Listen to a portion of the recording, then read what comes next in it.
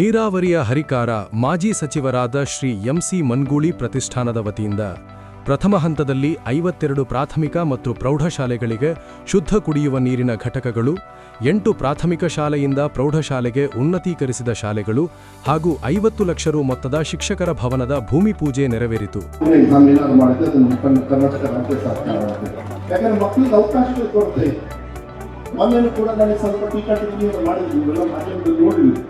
ನಾನು 35ರಿಂದ 33 ಮಾಡಿದೆ ಮಾರ್ಕ್ಸ್ 35ರಿಂದ.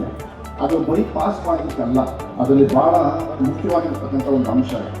ನೀವು ಯಾವುದಾದ್ರು ಬೆಂಗಳೂರು ಹಾಸ್ಪಿಟ್ಲು ಇಲ್ಲಾಂದರೆ ದೊಡ್ಡ ದೊಡ್ಡ ಹಾಸ್ಪಿಟ್ಲ್ ಹೋಗಿ ಅಲ್ಲಿ ಹೋದ್ರೆ ನರ್ಸು ಮನಸ್ಸು ಅಂತ ಇರ್ತಾರೆ. ಅವ್ರು ನಮ್ಮ ರಾಜ್ಯದಲ್ಲಿ ಇರ್ತಾರ ನೋಡಿ, ಸ್ವಲ್ಪ ಯೋಚನೆ ಮಾಡಿ.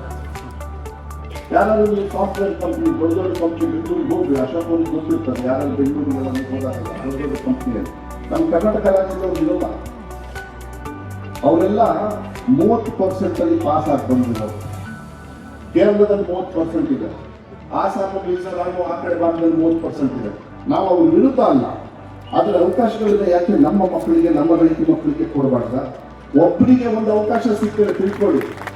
ಒಂದು ಮನೆಯಲ್ಲಿ, ಒಂದು ಕುಟುಂಬದಲ್ಲಿ ಒಬ್ಬರಿಗೆ ಒಂದು ನೌಕರಿ ಸಿಕ್ಕರೆ ಅವ್ರ ಹೆಂಡತಿ ಮಕ್ಕಳು ಅವರಿಗೆ PF, ಮೆಡಿಕಲ್ ಸಪೋರ್ಟ್, ಒಂದು ವಿಶ್ವಾಸ, ಒಂದು ಸಂಸಾರಕ್ಕೆ ಒಂದು ವಿಶ್ವಾಸ ಏನು ಬರುತ್ತೆ ಅಂದರೆ ಒಂದು ಉದ್ಯೋಗ ಇದ್ದಾರೆ.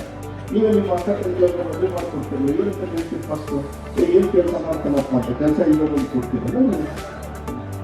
ಹಾಗಾದ್ರೆ ಬೇರೆ ರಾಜ್ಯದವ್ರು ಬಂದಾಗ ಅದಕ್ಕೆ ನಾನು ಮಾಡಿದಾಗ ಸಾಕಷ್ಟು ಜನಕ್ಕೆಲ್ಲ ಟೀಕೆ ಮಾಡಿಲ್ಲ. ನಾನು ಅದನ್ನೆಲ್ಲ ತಲೆ ಕೆಡಿಸ್ಕೊಳಕ್ಕೆ ಹೋಗಲಿಲ್ಲ. 33 ಮಾಡಿ ಆರ್ಡರ್ ಮಾಡಿ ಬಿಸಾಕ್ಲಿಲ್ಲ, ತಲೆಗೆ ಕೆಡಿಸ್ಕೊಳ್ಳೋಕೆ ಹೋಗಲಿಲ್ಲ. ಕೆಲವರೆಲ್ಲ ಬಂದು ಹೇಳಿ ಇನ್ನೂ ಕಮ್ಮಿ ಮಾಡಿ ಅಂದರೆ ಅವಕಾಶಗಳು ಕೊಡಿ. ಈ ಎಲ್ಲ ಕಾರ್ಯಕ್ರಮಗಳಿಗೆ ಸಿಂದಗಿ ನಗರಕ್ಕೆ ಆಗಮಿಸಿದ ಪ್ರಾಥಮಿಕ ಹಾಗೂ ಪ್ರೌಢಶಾಲಾ ಶಿಕ್ಷಣ ಸಚಿವರಾದ ಸನ್ಮಾನ್ಯ ಶ್ರೀ ಮಧು ಬಂಗಾರಪ್ಪ ಅವರನ್ನು ಸಿಂದಗಿ ಮತಕ್ಷೇತ್ರದ ಜನಪ್ರಿಯ ಶಾಸಕರಾದ ಶ್ರೀ ಅಶೋಕ್ ಮನುಗುಳ್ಳಿ ಅವರು ಸ್ವಾಗತಿಸಿದರು.